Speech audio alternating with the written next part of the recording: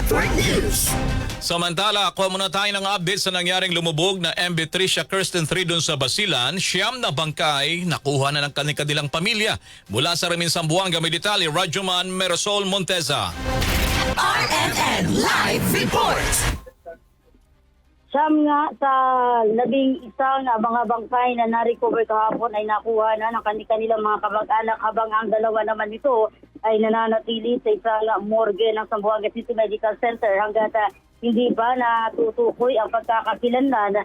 Habang ngayong araw naman, Razumana Elmar ay nakakuha na naman, na-recover yung dalawang bangkay at naidala na nga ito sa Zamboanga City upang kaagad naman na maproseso ng PNP SOCO at matukoy rin ang pagkakakilanlan ng mga biktima na na-recover bago magtanghali. Samantalang biniverifika naman ngayon ng Philippine Coast Guard ang impormasyon na natanggap mismo ni Commodore Marfe na mayroon na naman umanong isang bangkay na na-recover at naandun na ang kanilang barko at maya't maya ay makapagbigay tayo ng update kung ito ay kumpirmado na.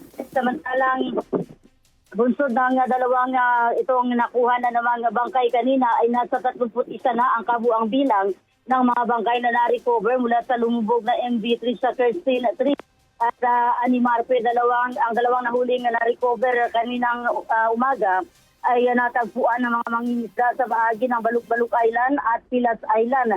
At ito turnover naman ito kaagad naman sa kanilang mga pamilya at kung sakaling makilala na. Ngayong araw naman binisita ni Commodore Marpe ang mga personnel na nasa Baluk-Baluk Island at nais na lang umayong ipakita ang kanyang suporta at personal na minomonitor ni Commodore Marpe ang pag-deploy ng remotely operated vehicle ngayong araw at maasa silang masunto ng kinaroroonan ng barko.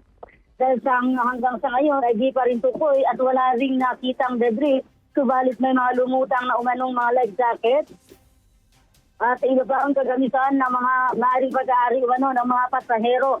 Sa ngayon ay naandito rin kami sa Baluk-Baluk Island at saka sa BRP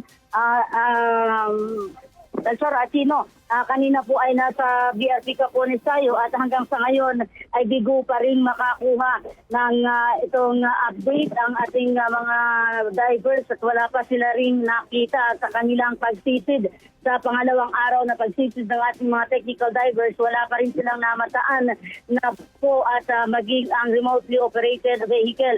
Subalit umaasa naman si Commodore Marpe na sa kanilang pagpapatuloy at pinapaigting na paghahanap ay makakuha naman sila ng magandang resulta at matutunan ang barko upang malaman kung may mga naiwan pang mga pasahero at mga tripulante sa loob mismo ng lumubog na MV Tricia Kirsten. Kasama mo mula sa DXRG RMN Zamboanga, Rajuman Merosol Monteza, Tatak RMN. RMN Network News.